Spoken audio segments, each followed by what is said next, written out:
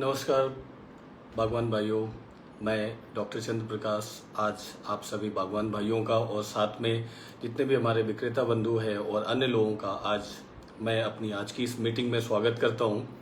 बागवान भाइयों, मैं आप लोगों को बताना चाहूँगा कि आज जो हमारी मीटिंग का उद्देश्य है वो उद्देश्य यह है कि हम आज सेब की फसल में जो तुड़ान के बाद में पोस्ट हार्वेस्ट न्यूट्रिएंट मैनेजमेंट करेंगे, क्योंकि तुड़ान के बाद में न्यूट्रिएंट मैनेजमेंट में जो हमारा पोषण प्रबंधन है बहुत ज़्यादा जरूरी है, क्योंकि उसकी वजह से क्या फायदे होते हैं और क्यों करना चाहिए उसके बारे में आज हम चर्चा करेंगे।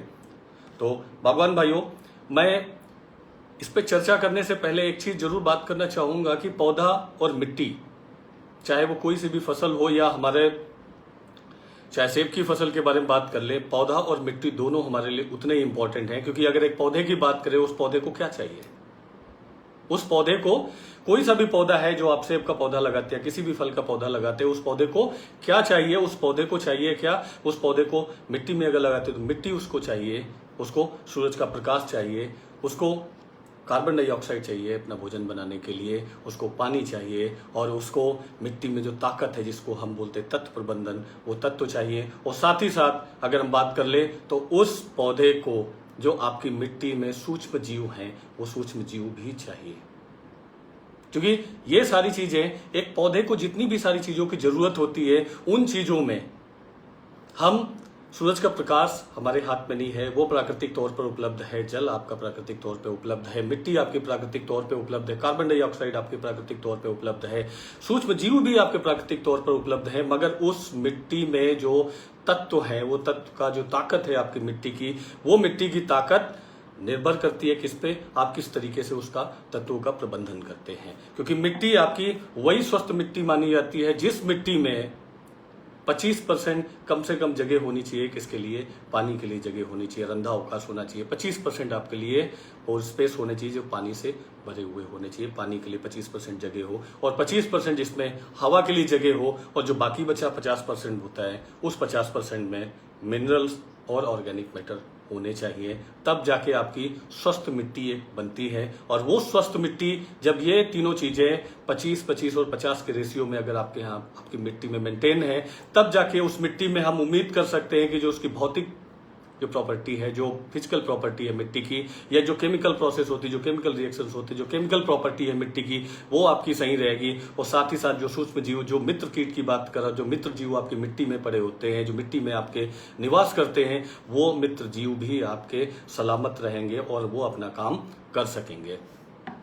बागवान भाइयों, इसके अलावा मैं, जो हमारा अनुभव रहा है हिमाचल को लेके या सेब की फसल को लेके, क्योंकि सेब आप हमसे अच्छा जानते हैं, सेब के बारे में हम आज आपको यहाँ पर सेब के बारे में बताने के लिए इकट्ठा नहीं हुए हैं। हम आपको आज पोषण प्रबंधन, जो हमारा अनुभव रहा है हिमाचल में 3 साल का, 3-3.5 साल का जो अनुभव रहा है, उसके बेस पर कि कुछ हमें चैलेंजेस दिखे सेब की फसल में, कुछ हमें चैलेंजेस दिखे। जैसे मैं सॉइल हेल्थ की बात कर लूँ, जो मिट्टी का स्वास्थ्य है वो एक हमारे लिए एक मेजर चैलेंज है वहां पर।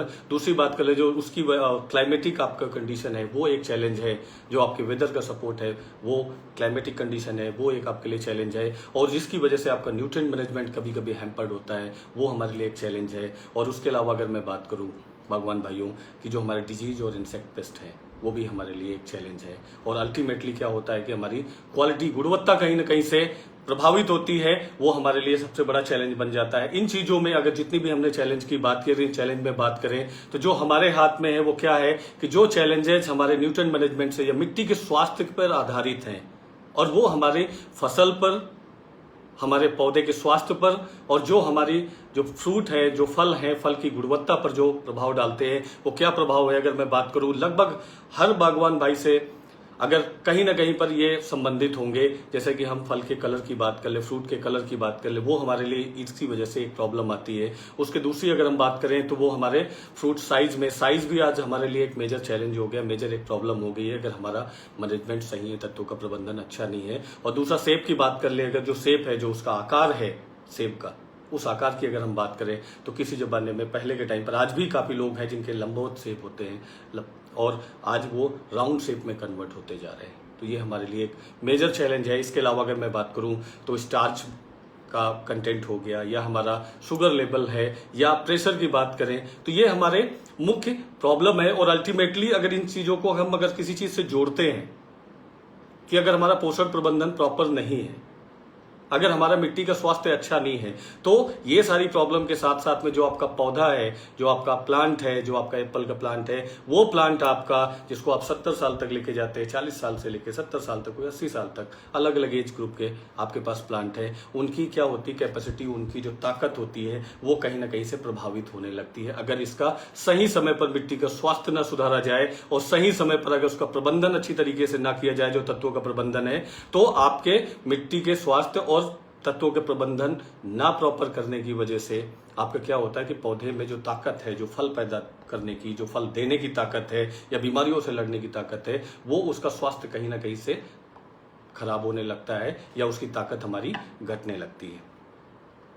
अगर हम तत्व प्रबंधन की बात कर रहे हैं, वो किसी टाइम पर भी तत्व प्रबंधन हो, उससे पहले हमें यह जानना जरूरी है कि तत्व प्रबंधन, न्यूट्रिएंट मैनेजमेंट कितनी तरीके से हम कर सकते हैं, कि कौन कौन से हमारे पास स्रोत है, कौन कौन से माध्यम है जिनके माध्यम से हम अपने पौधों को तत्व दे सकते हैं।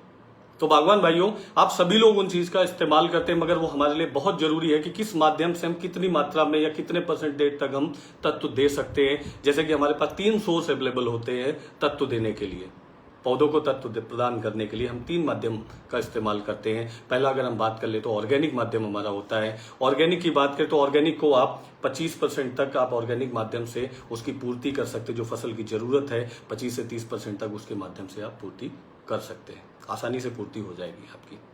दूसरा माध्यम अगर हम बात करें तो हमारा बायोलॉजिकल माध्यम है, जो बायोलॉजिकल फर्टिलाइजर से, बायो फर्टिलाइजर से जो हम जिस माध्यम से देते हैं, उस माध्यम से 5 से 7% आप उससे भी फसल की आवश्यकता की पूर्ति कर सकते हैं। तो जो आपके पास अवेलेबल सोर्सेस हैं, मगर जो मेजर चंक हमारा होता है, जो मेजर जो तत्वों की जरूरत होती है, वो हम इन 2 माध्यम से पूरी तरीके से पूर्ति उसकी नहीं कर सकते, सारे न्यूट्रिएंट की, सारे तत्वों की। तो तीसरा माध्यम हमारा कौन सा बचता है? हमारा तीसरा माध्यम केमिकल माध्यम बचता है, कि केमिकल फर्टिलाइजर से बाकी जो तत्व इन दोनों माध्यम से बच जाते हैं, वो लगभग 65 से 70% या 75% तक हम केमिकल के माध्यम से अपनी फसल में उन तत्वों की पूर्ति हम कर सकते हैं किसान भाइयों। तो बागवान भाइयों, इसके अलावा अगर मैं बात करूं तो ये हो गए माध्यम, किस माध्यम से हम अपने फसल को तत्व दे सकते हैं। मगर तरीके, कौन से तरीके से हम फसल में तत्व दे सकते हैं, क्योंकि काफी लोग हैं जो फोलियर स्प्रे भी करते हैं, एक हमारा तरीका हो गया कि तत्वों को देने का पौधे में।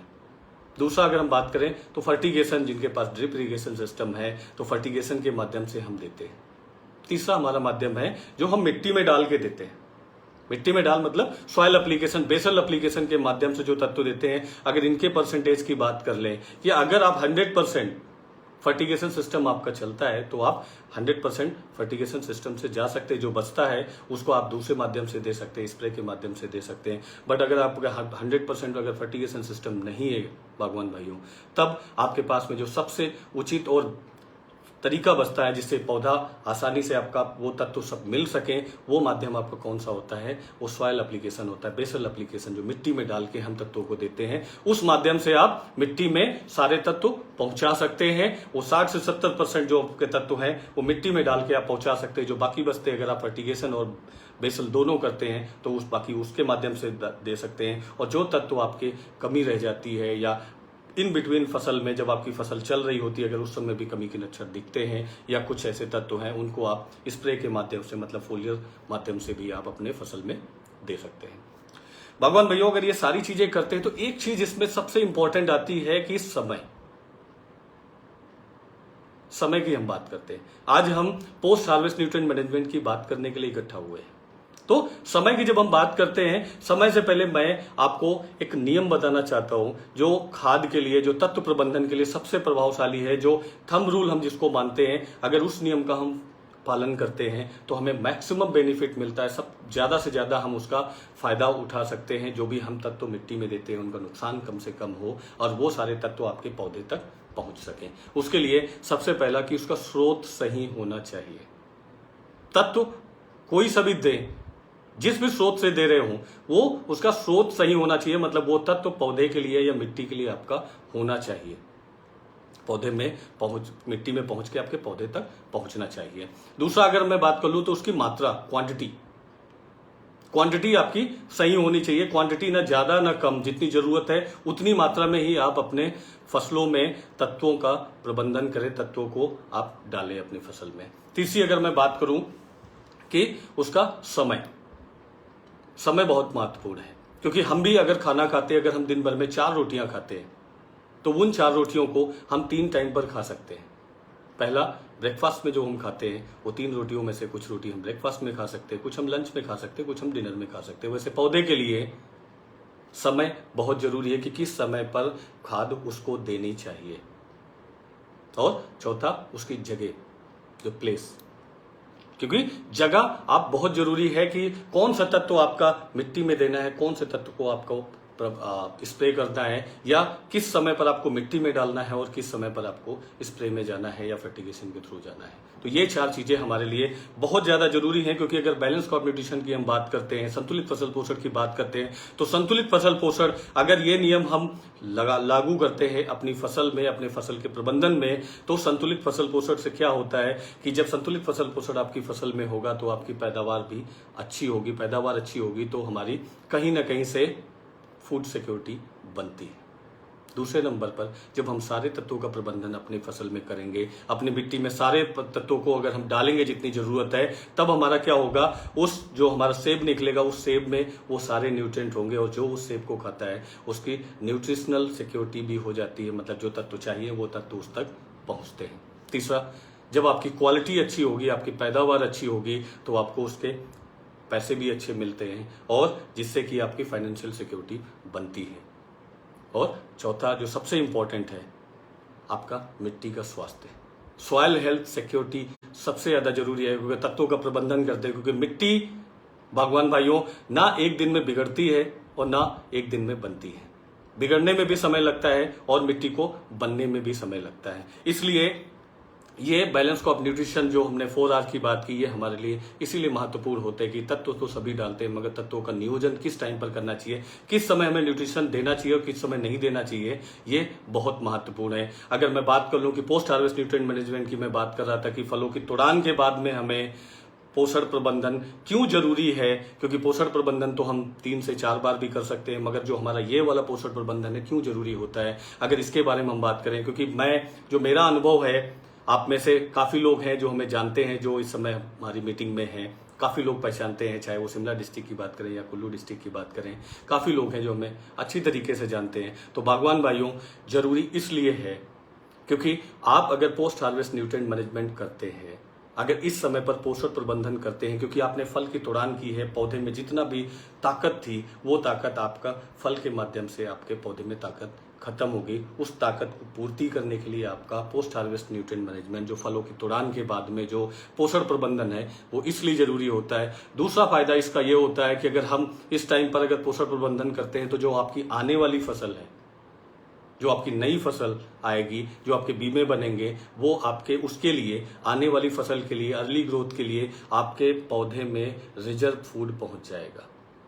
मतलब जो ताकत आपकी पौधे में खत्म हो चुकी है वो ताकत वापस आपका पौधा ले लेगा, और जब आपकी अगली फसल के लिए जब ग्रोथ स्टार्ट होगी, उस समय के लिए वो भोजन अपने अंदर इकट्ठा कर लेगा। सुषुप्तावस्था में, डोरमेंसी में जाने से पहले वो पौधे के अंदर में पहुंच जाएंगे। इसलिए हमारा पोस्ट हार्वेस्ट न्यूट्रिएंट मैनेजमेंट बहुत जरूरी होता है बागवान भाइयों। तीसरा, जो हम बाइनियल बेयरिंग या अल्टरनेट बेयरिंग की बात करते हैं, उसका भी रिस्क हमारा थोड़ा सा, ऐसा नहीं कहते कि अगर आप पोस्ट हार्वेस्ट न्यूट्रिएंट मैनेजमेंट आप 100% उस चीज को खत्म कर देता है, मगर जब आपकी ताकत होती है पौधे में, जब आप सुषुप्तावस्था से, जब डोरमेंसी से बाहर आपका पौधा निकलता है, जिस समय फरवरी में या मार्च में या अर्ली जनवरी में, अलग अलग हाइट पर, अलग अलग टाइम पर वो पौधा सुषुप्तावस्था से बाहर निकलता है, उस समय पर उस पौधे के अंदर ताकत होने की वजह से क्या होगा, जो आपका बीमा होता है वो हेल्दी होता है। हेल्दी होने की वजह से उसमें बेयरिंग अच्छी होगी, फ्लावरिंग अच्छी होगी और बेयरिंग अच्छी होगी, कि उस समय पर भी आप पोषण प्रबंधन करते हैं उसको आगे ताकत देने के लिए। तो जिससे हमें कहीं ना कहीं से हमारा रिस्क कम हो जाता है। जो अल्टरनेट बेयरिंग की बात करते हैं, जैसे पिछले साल की मैं बात कर लूं, लगभग हिमाचल में अगर मैं बात करूं तो लगभग हर जगह पर फसल काफी हैवी थी, और इस साल में फसल कंपैरेटिवली कम है। तो पोषण हमें इसलिए जरूरी होता है कि नेक्स्ट ईयर में, जब इस साल में फसल हैवी है, तो मतलब अगले साल के लिए उसको ताकत हमें और ज्यादा देनी पड़ेगी, उस समय पर ताकत को देनी पड़ेगी। इसमें कुछ चैलेंजेस भी हैं। काफी किसान भाई जिनसे हमारी बात होती है, या कुछ लोग कमेंट के माध्यम से या व्हाट्सएप पर अपने मैसेज डालते हैं, उसमें क्या होता है कि काफ़ी जगह पर चैलेंजेस हैं, क्योंकि ये जो पोषण प्रबंधन है, पोस्ट हार्वेस्ट न्यूट्रिएंट मैनेजमेंट के टाइम बहुत कम होता है। फलों की तोड़ान की और पत्तियां गिरने से पहले उसके बीच में बहुत कम टाइम हमें मिलता है पोषण प्रबंधन करने के लिए, इसलिए कभी लेट नहीं करना चाहिए। जैसे ही आपकी फलों की तोड़ान हो जाए उस समय पर आप कोशिश करके अपने तत्वों को अपने मिट्टी में, आप अपने फसल में प्रयोग कर लें, क्योंकि समय बहुत कम होता है, पत्तियों का रहना बहुत जरूरी है। तो चैलेंजेस क्या होते हैं? पहला चैलेंज आता है सॉइल मॉइस्चर, मिट्टी में नमी, पहला एक चैलेंज आता है। दूसरा चैलेंज हमारा क्या आता है कि मिट्टी में नमी के साथ साथ पौधे में पत्तियां होना बहुत जरूरी है। पत्तियां होंगी तो क्या होगा कि आपका पौधा आसानी से भोजन को ऊपर तक ले जा सकता है उसके माध्यम से, और वो स्टोर करके रख लेगा अपने अंदर में। तो नमी और ये दो चीजों का खास ख्याल रखें, क्योंकि उस टाइम पर आपका नमी अगर कुछ परसेंट भी है, जो आगे मैं बात करूंगा कि किस टाइम पर क्या फायदा होता है, कितने नमी तक आप डाल सकते हैं। उसके अलावा अगर मैं बात करूं तो इस स्टेज पर नॉर्मली हमारे, चाहे नाइट्रोजन की बात कर लूं, पोटेशियम की बात कर लूं, मैग्नीशियम की बात कर लूं, कैल्शियम की बात कर लूं, जिंक की बात कर लूं, ये तत्वों का इस टाइम पर आपकी मिट्टी में होना, पौधे के अंदर पहुंचना, रिजर्व होना बहुत जरूरी है आपकी अगले साल की फसल के लिए, अच्छी फसल के लिए। इन तत्वों का नियोजन इस टाइम पर, जो पोस्ट हार्वेस्ट का समय है, इस टाइम पर नियोजन होना बहुत जरूरी है बागवान भाइयों। अगर मैं मोज़ेक की बात करूं कि इसमें मोज़ेक कहाँ से सहयोग करता है, किस तरीके से सहयोग करता है, अगर मैं मोज़ेक की बात करूं, क्योंकि मैं मोज़ेक में पिछले 5 साल से एज ए रीजनल एग्रोनॉमिस्ट मैं कार्यरत हूं। मैं पंजाब में रहता हूं भी करेंटली, और मैं हिमाचल, पंजाब, राजस्थान जगहों पर मैं काम करता हूं। तो मोज़ेक की अगर मैं बात करूं तो मोज़ेक, अगर मैं बात करूं तो विश्व की सबसे बड़ी फास्फेटिक एंड पोटेसिक, अगर कंबाइन रूप से देखें तो बनाने वाली सबसे बड़ी कंपनी है विश्व में। यह कंपनी बहुत सारे प्रकार की खादों का निर्माण करती है, स्पेशलिटी फर्टिलाइजर का निर्माण करती है, जैसे कि बोरान और पोटास के साथ में हमारा स्पायर जैसे आता है, या हम अगर बाकी बात करें ऐसे माइक्रो एसेंशियल्स का हमारे आते हैं, जिसमें जिंक, बोरान, फास्फोरस, और अगर हम बात करें सल्फर के साथ में, या हम केमैक की बात कर ले, पेगासस की बात कर ले, इस तरीके के। मगर ये सारे खादें अगर भारतवर्ष में बात करें, जो अन्य देशों में जाती है, मोज़ेक उनको सप्लाई करता है, मगर अगर भारतवर्ष की बात करें तो भारतवर्ष में मोज़ेक 3 प्रकार की खादें लेके आती है, DAP, Mosaic potash and Mosaic केमैक। और अगर मैं हिमाचल प्रदेश की बात करूं तो वहां पर हमारा एक ही स्पेशलिटी फर्टिलाइजर जाता है, वो है केमैग। केमैग के बारे में अगर मैं बात करूं तो केमैग एक प्राकृतिक तौर पर उपलब्ध खाद है, जो लैमिनाइट का नाम आप लोगों ने सुना होगा, या आप गूगल करेंगे तो आपको मिलेगा। ये प्राकृतिक तौर पर पोटेशियम, मैग्नीशियम, सल्फर, ये तीनों तत्व प्राकृतिक तौर पर अमेरिका में कार्लसबैड जगह है, वहाँ की खान में उपलब्ध है। वहाँ से सीधा इसकी माइनिंग करके, क्लीन करके, ग्रेड करके आप लोगों के बीच में लाया जाता है, अमेरिका से सीधा आपके पास में। अभी हमने हाल ही में लगभग 8 दशक से हम आप लोगों के बीच में केमैक सप्लाई कर रहे हैं, अलग अलग कंट्री में, अलग अलग राज्यों में हम सप्लाई करते हैं। और इसके अलावा मैं बात करूं कि केमैक क्यों जरूरी है। केमैक में, अगर केमैक की मैं बात करूं तो केमैक का बैग देख सकते हैं। आप लोगों में से काफ़ी लोग हैं जिन्होंने इसका इस्तेमाल भी किया होगा, पिछले 3 साल से आप लोगों के बीच में उपलब्ध है आपके राज्य में। तो केमैक की मैं बात कर रहा था, केमैक क्यों जरूरी है ये पोस्ट हार्वेस्ट पर या बाकी टाइम पर, केमैक क्या अलग करता है। केमैक में पोटेशियम है 22%, मैग्नीशियम है, सल्फर है, और ये तीनों तत्व सल्फेट फॉर्म में है। जो मैंने मिट्टी का एक कैरेक्टर बताया था, एक प्रॉपर्टी बताई थी कि मिट्टी का जो पीएच मान होता है, और इस प्रोडक्ट का पीएच मान क्या है, जो इसका पीएच वैल्यू है वो 7 है, न्यूट्रल है। मतलब आपकी मिट्टी पर फर्दर सल्फेट फॉर्म में होने के बाद भी आपके फर्दर कोई मिट्टी के पीएच पर कोई असर नहीं डालती है, और सल्फेट फॉर्म का बेनिफिट आपको अच्छी तरीके से पता है। साथ ही साथ इसमें मैं एक चीज और जाहिर करना चाहूंगा कि जो मैंने बोला कि पोस्ट हार्वेस्ट न्यूट्रिएंट मैनेजमेंट में आपको nitrogen, phosphorus, magnesium, potassium, sulphur या कैल्शियम, बोरॉन एंड जिंक, जिनकी मैंने बात की, इसमें से जो मैग्नीशियम एंड पोटेशियम है, ये दोनों एक दूसरे के एंटागोनिस्टिक होते हैं। एंटागोनिस्टिक मतलब कि पोटेशियम एंड मैग्नीशियम जो ज्यादा होगा वो दूसरे को प्रेस करेगा, उसके अवेलेबिलिटी को घटाएगा पौधे के लिए। केमैक के माध्यम से ये दोनों तत्व 1:1 के रेशियो में ऑलमोस्ट होते हैं, मतलब 22-18-20 के रेशियो में होते हैं, जिसकी वजह से आसानी से ये दोनों तत्व आपके पौधे में पहुंच जाते हैं, जिसकी वजह से क्या होता है कि आपका पौधा, क्योंकि पोटास के अगर मैं नॉर्मल अगर काम की बात कर लूं, पोटास के बहुत सारे कार्य हैं, मगर अगर मैं नॉर्मल काम की बात करूं तो पोटास आपके पौधे को स्ट्रेस मैनेजमेंट जो होता है, जो स्ट्रेस रेजिस्टेंस पावर, चाहे वो धूप से हो, चाहे वो सूखे से हो, चाहे पाले से हो, उसको बचाने में हेल्प करता है आपका पोटास। जड़ों के विकास में आपका हेल्प करता है। जो आपने नाइट्रोजन फास्फोरस डाला हुआ है, उस नाइट्रोजन फास्फोरस को अवशोषण में, अपटेक में हेल्प करता है।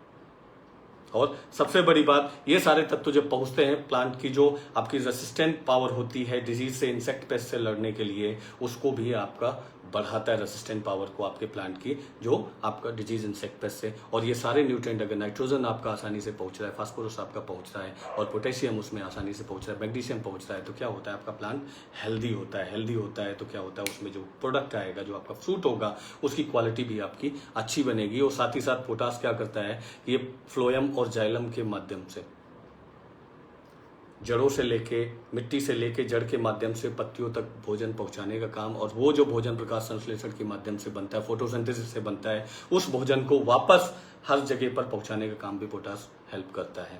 इसके अलावा अगर मैं मैग्नीशियम की बात कर लूं, क्योंकि पोटास के मैग में जो दूसरा तत्व है वो सबसे इंपॉर्टेंट मैग्नीशियम। मैग्नीशियम क्या है, आप सभी लोग जानते हैं, क्लोरोफिल। क्लोरोफिल मतलब जो आपकी पत्तियों को हरा करता है, जो आपकी फोटोसिंथेसिस प्रोसेस है उसको इन्हांस करता है। फोटोसिंथेसिस प्रोसेस इन्हांस होगी मतलब पौधा आपका भोजन बनाने में ज्यादा कैपेबल होगा।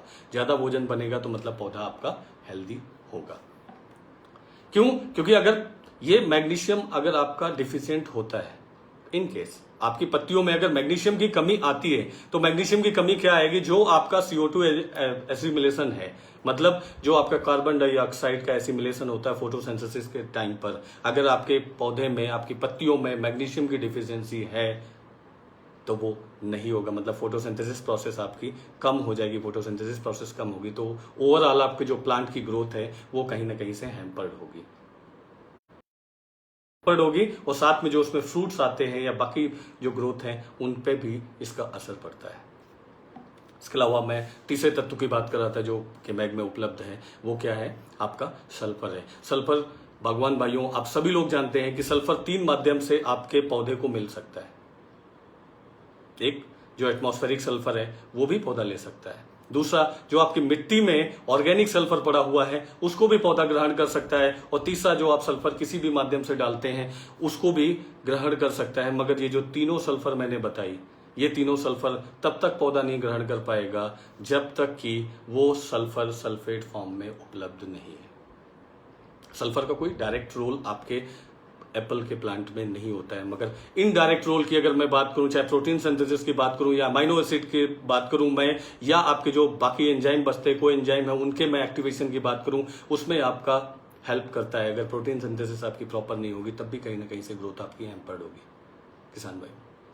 तो ये सारी चीजें कि हर एक तत्व का अपना एक अलग रोल है। ये सारे रोल आपके ये केमैक के माध्यम से जो सल्फर पहुंचती है वो सल्फर सल्फेट फॉर्म में होने की वजह से पौधा डायरेक्ट उसको अपटेक करता है। पोटेशियम को डायरेक्ट अपटेक करता है, मैग्नीशियम को डायरेक्ट इसलिए अपटेक करता है क्योंकि इनका 1:1 का रेशियो है। और ये तीनों तत्व आपके आसानी से पौधे में जाके स्टोर हो जाते हैं और जब उनका काम पड़ता है, जब आपका नया फ्लस आता है, उस टाइम पर ये अपना वर्क करना स्टार्ट कर देते हैं। अगर मैं एक शब्द में बोलूं कि अगर केमैग हमारा आज के टाइम पर जो हमारी पोस्ट हार्वेस्ट का टाइम है, इस टाइम पर अगर केमैग हमने अपने मिट्टी में डाला हुआ है तो उससे आपके 2 तत्वों की पूर्णतया पूर्ति हो जाती है। कौन सा? आपका मैग्नीशियम एंड सल्फर की आपकी पूर्णतया पूर्ति हो जाती है। पोटेशियम की क्योंकि 22% है और 22% इसको आंशिक मात्रा में पूर्ति होती है। बाकी आप दूसरे माध्यम से भी पोटेशियम को इसमें आप डाल सकते हैं ताकि पोटेशियम की भी मात्रा पूरी हो जाए। और जब तीनों की मात्रा पूरी हो जाती तो क्या होता है कि पौधा भोजन नीचे से मिट्टी से अच्छी मात्रा में लेके जाएगा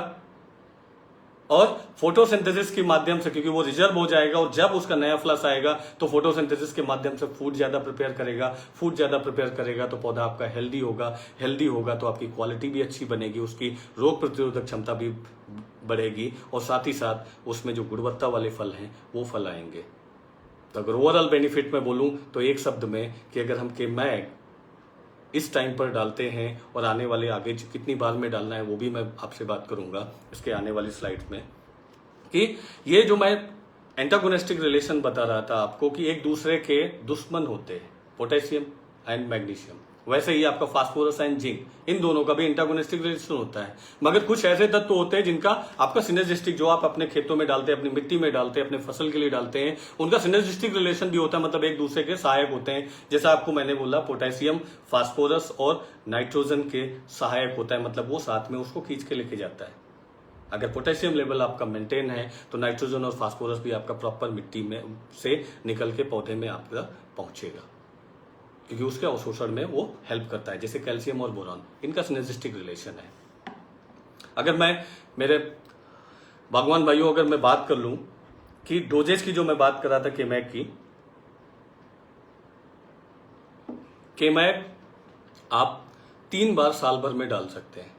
अगर आज की स्टेज की मैं बात करूं, जो पोस्ट हार्वेस्ट पर जो हमारा डालना है, तो अगर 7 से 14 साल का अगर आपका पौधा है, इवन 15 से 25 साल का भी है, मेरे 7 से अगर 25 साल तक का पौधा है तो 200 ग्राम प्रति पौधा, और अगर 25 साल से ऊपर का पौधा है आपका तो 400 ग्राम प्रति पौधा की रिकमेंडेशन मोज़ेक की सिफारिश है आपके सेब की फसल के लिए। और इसको केमैक को हम 3 बार डालने की, वर्ष में 3 बार डालने के लिए हम आपको कहते हैं। पहला आपका पोस्ट हार्वेस्ट है जो इस समय चल रहा है, ये आपके पौधे के अंदर रिजर्व करके रखता है। रिजर्व करने से जो आपका नया फ्लश आएगा, जो नया बीमा आपका बनेगा, उस बीमे को ताकत मिलती है उस समय पर। फिर दूसरा हमारा एप्लीकेशन कब होता है, जब हमारी पिंक बड स्टेज होती है। पिंक बड स्टेज पर फ्लावर को और पौधे को स्ट्रेंथ देने के लिए, ताकि वो पौधा फ्लावर आपका फ्रूट बन सके और फ्रूट को रोकने की क्षमता। उसके बाद में तीसरा एप्लीकेशन होता है हमारा कब, फ्रूट डेवलपमेंट, पी स्टेज से लेके वॉलनट स्टेज तक, फ्रूट डेवलपमेंट स्टेज पर बोलते हैं।